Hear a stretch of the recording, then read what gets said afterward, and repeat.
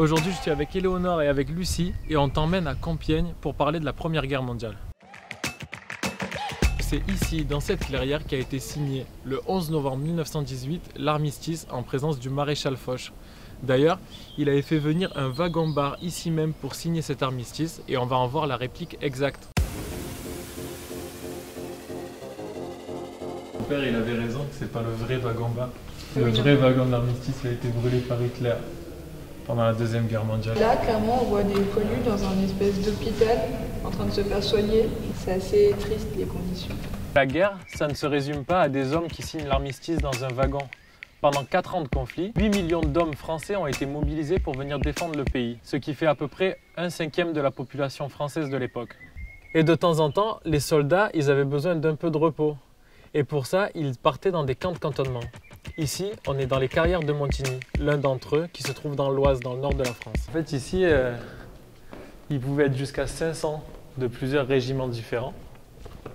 Et ils avaient chacun leur coin où ils vivaient, c'était un peu leur maison. Ils avaient leur salon, ils avaient leur cuisine, ils avaient leur chambre. Qui dormait là? Ici, c'était les soldats. Les officiers, eux, ils avaient droit à dormir dans les maisons au-dessus. C'était bien enfumé parce que forcément, ils devaient chauffer un peu à tous les 4 coins de la carrière. Regardez, il y a une note de musique là. Ah oui, on dirait une espèce de scène. À mon avis, ça devait être le lieu où ils faisaient des petits concerts le soir. On est dans la pièce où ils stockaient leurs munitions. Et je ne sais pas si vous voyez là, il y a des cartouches qui sont plantées dans le mur. En fait, ce qui s'est passé, c'est qu'il y a une grenade qui a explosé et toutes les munitions, elles sont parties dans tous les sens.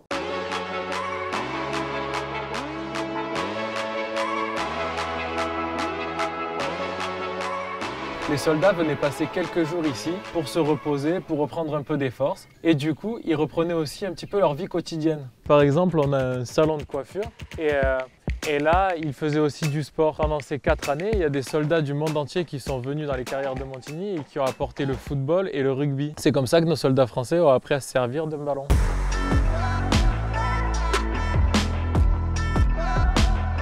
Ça vous dit qu'on aille sur le front maintenant? On s'est assez reposé? Ah où? C'est par où le front? Tu m'as perdu là. Franchement, je crois qu'on s'est perdu. C'est trop grand. Ça devait être un cauchemar quand même, le quotidien d'un soldat.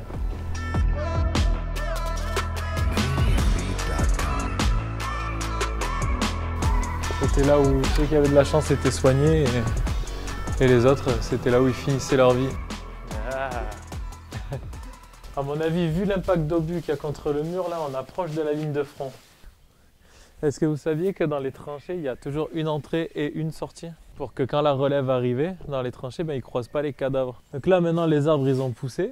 Mais au final, il y avait des obus qui tombaient toute la journée. En tout, pendant les 4 ans de guerre mondiale, il y a 1 milliard d'obus qui ont été échangés. Dans les carrières de Montigny, on se trouve exactement sur la ligne de front. Le front, c'est une ligne qui partait des plages du nord de la France jusqu'à la Suisse et qui mesurait plus de 700 km.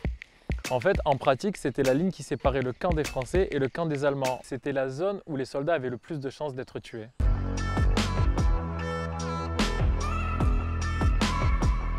Je savais pas qu'il y avait des endroits où les soldats ils allaient de temps en temps pour se reposer quoi. Moi, je savais pas qu'il y avait des carrières comme ça qui servaient de lieu de cantonnement. On n'en avait jamais parlé justement en cours ou. Juste visiter les cavernes, genre elles sont énormes et tout, et c'est hyper impressionnant quoi.